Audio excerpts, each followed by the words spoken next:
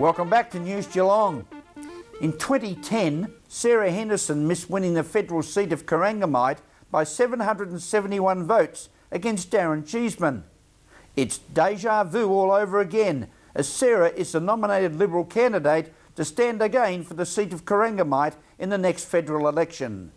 News Geelong spoke with Sarah Henderson at the opening of Liberal House in Belmont this week. We call her Super Sarah, but after today, Tony Abbott has renamed her Supreme Sarah. Sarah Henderson is a Liberal candidate for the seat of Corangamite. A great opening of Liberal House. Oh, Rawlo, it's such an exciting day. Of course, day 2 of our carbon tax campaign, where if in government, we will repeal the carbon tax, but wonderful to have Tony Abbott down here. He is a very principled man, a man of great conviction, and he'll make a great Prime Minister. He has a very strong presence about himself. Again, first time when you see them in person. A very friendly, outgoing, great bloke to talk to. He is. He's a wonderful man. He's very relaxed, very family focused. He loves this region too. He was talking about how he might even come and live here. He loves it so much. You know, of course, he's a great surfer. He loves the water. Loves the national parks, and as we know down here, we have a wonderful part of the world, Graham. But he did have something to say about ABC reporters. Well, yes, he did say that I was one of the few that he really liked, but that's good because I'm hoping to be part of his team. Part of his team, of course, is a candidate for Corangamite. And a significant opening, High Street in Belmont, opposite Vision Australia here in Belmont, for people to come into and make their inquiries and find out any information they require. Look, this is a wonderful facility here. We have Liberal House, where I've got my campaign headquarters, but also Senator Michael Ronaldson has his Geelong office here.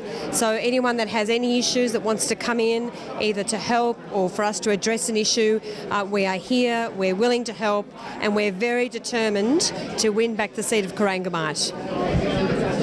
Number one son, Jeremy. How do you think Mum will go, Jeremy? Great. Great? You're very proud of your mother? Yes. That's very good. And tell me, are you now on school holidays? Yes. For how long? 14 days. Sarah, congratulations on the opening of Liberal House. People will know where it is in High Street in Belmont, and all the very best to you in your electoral campaign. Thank you so much, Rawlo. Great to be with you today. Following weeks of speculation, Alcoa workers in Geelong are breathing easier as a state government rescue package supports the Alcoa operations through until at least July 2014.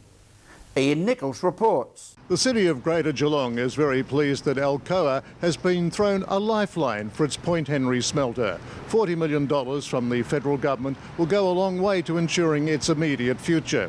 We're speaking with the Mayor of Geelong, Councillor John Mitchell. There's no doubt that when this review was undertaken in February, there were some concerns as to whether Alcoa would be here or not. But look, as I've said all the way through, you know, I'm more cup half full than cup half empty, and I'm really happy with the result. 2 years gives everyone an opportunity to continue to work towards keeping Alcoa here for longer.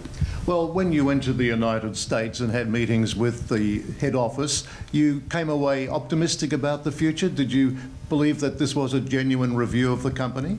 Oh yes, Ian, certainly. I've said all the way through that the most positive people out of the whole of this, and we've been to a number of places and spoke to a number of people, have been the Alcoa people, and they've always said that it was a genuine review. It wasn't a preconceived. There wasn't a preconceived outcome, and I firmly believe that, and that was certainly reinforced when I went over and spoke to the board, or a couple of members from the board in New York earlier in the year, and it's panned out that way.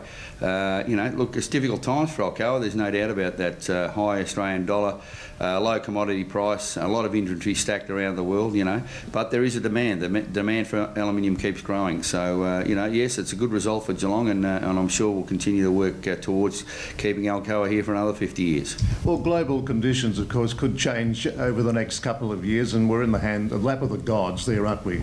Yeah, we certainly are, but, you know, the $40 million that the federal government put up is to be spent on the plant to make it more efficient, and Alcoa have embraced that. There's been some cost savings along the way. Unfortunately, I think 10% of the workforce will have to go. You know, and they're looking, Alcoa are looking for people to put their hand up and say, look, we'll take a voluntary redundancy. But you know, 65 people or 60 people won't have a job, and that's disappointing. But you know, there was the chance that 600 people wouldn't have a job. On the steps of City Hall, this is Ian Nichols for News Geelong. Thank you, Ian. As we go to a break on News Geelong, we'll return with more sport and weather after this.